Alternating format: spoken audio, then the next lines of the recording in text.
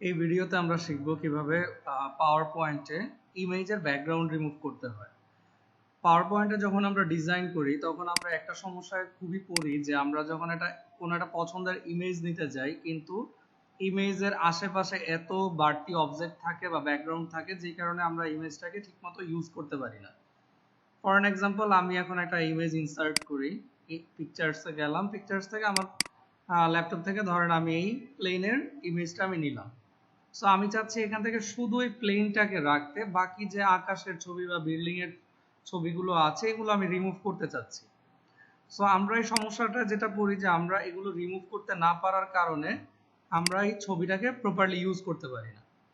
দেখেন, মাইক্রোসফট পাওয়ার পয়েন্টে 2019 ভার্সনে তারা নতুন করে একটা ফিচার দিয়েছে, রিমুভ ব্যাকগ্রাউন্ড। আর যারা রেগুলার ইউজ করেন তারাও হয়তো কখনো এটা খেয়াল করেননি। এখানে দেখেন, আমি ইমেজটায় যখন ক্লিক করলাম আমার ফরম্যাট মেনুটা কিন্তু অ্যাক্টিভ হয়েছে। আমি যখন বাইরে ক্লিক করছি ফরম্যাট মেনুটা কিন্তু এখানে নাই। সো আমি ইমেজটায় ক্লিক করলাম, ফরম্যাট মেনুটা অ্যাক্টিভ হয়েছে। আমি এখন রিমুভ ব্যাকগ্রাউন্ডে ক্লিক করি, দেখেন এখন কি চেঞ্জটা আসে। এখানে দেখেন আমার ব্যাকগ্রাউন্ডটা পার্পল কালার হয়ে গিয়েছে এবং আমার প্লেনের একটা মেজর অংশ হচ্ছে তার এক্সাক্ট কালারে আছে।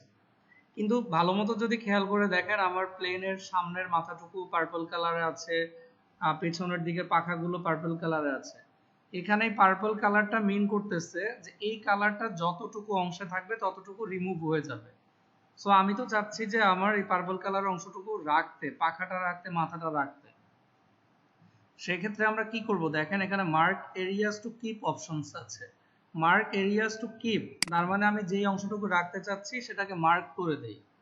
আমি সিম্পলি এখানে একটা টান দেই, দেখেন কি চেঞ্জ আসে, এই অংশটুকু চলে আসছে। তারপর হচ্ছে আমি এখানে এতটুকুতে মার্ক করে দেই যতটুকু আমি রাখতে চাচ্ছি। সো এতটুকু রাখতে চাচ্ছি, এটাকেও মার্ক করে দেই, এই মাথাটুকুকেও মার্ক করে দেই। ওকে, আমি এই মাথাটাকেও রাখতে চাচ্ছি, এটাকেও আমি মার্ক করে দিই। সো আমি যতটুকু রাখতে চাচ্ছি ততটুকু আমি মার্ক করে দিব। এখন দেখেন এখানে বাড়তি কিছু অংশ চলে আসছে, এগুলোকে আমি রিমুভ করতে চাচ্ছি। তাহলে মার্ক এরিয়াস টু রিমুভে আমি ক্লিক করি। এখন আমি সিম্পলি যতটুকু রিমুভ করতে চাচ্ছি ততটুকু আমি র্যান্ডমলি সিলেক্ট করি, দেখেন ততটুকু কিন্তু চলে যাচ্ছে। সো আমি এখানেও এটা ক্লিক করলাম। সো আমি এই বাড়তি অংশটুকুও ক্লিক করি যেন এটা চলে যায়। আচ্ছা, আবার মার্ক এরিয়াস টু কিপে গিয়ে আমি চাকাগুলো নিয়ে আসি, কারণ আমার চাকাগুলো চলে গিয়েছিল। সো দেখেন এটা একটু সময় সাপেক্ষ কাজ, কিন্তু আপনি একটু সময় দিয়ে করলে আপনি খুব সুন্দরভাবেই আপনার যে টার্গেট এরিয়াটুকু আছে সেটাকে আপনি নিয়ে নিতে পারবেন। সো আমার টার্গেট এরিয়াটা চলে এসেছে।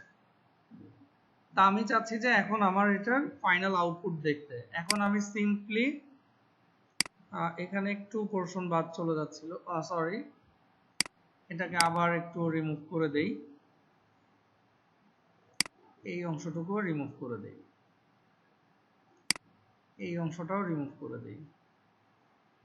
ওকে, এখন যদি আমি কিপ চেঞ্জেস দেই, দেখেন আমার প্লেনটা কিন্তু আমি যতটুকু তাকে বাদ দিয়েছি, যতটুকু রাখতে চেয়েছি ততটুকুই কিন্তু আছে। এখন যদি আবার ব্যাকগ্রাউন্ড রিমুভে ক্লিক করি, এই অংশটুকু আমি বাদ দিতে যাচ্ছি, যেটা হচ্ছে বাড়তি সিলেক্ট চলে আসছিল, এটাকেও বাদ দিতে যাচ্ছি এবং এই অংশটুকুকেও আমি বাদ দিতে চাচ্ছি। সো দেখেন আমার এডিট কিন্তু এখন মোটামুটি শেষ। এখন যদি আমি কিপ চেঞ্জেস দিই, দেখেন আমার কিন্তু প্লেনটা কিন্তু একদমই প্রপারলি চলে এসেছে যেটাকে আমি রাখতে চাচ্ছিলাম। সো এখন কিন্তু ফরম্যাট থেকে আমি চাইলে এই ইমেজটাকে খুব সুন্দরভাবে আমি ব্যবহার করতে পারি। সো আশা করি সবাই বুঝতে পেরেছেন যে মাইক্রোসফট পাওয়ার পয়েন্টে আমরা কিভাবে ইমেজের ব্যাকগ্রাউন্ড রিমুভ করব এবং ইমেজটাকে আমরা ব্যবহার করব। যদি আপনার কাজটি ভালো লেগে থাকে তাহলে চ্যানেলটি সাবস্ক্রাইব করতে পারেন। Thank you.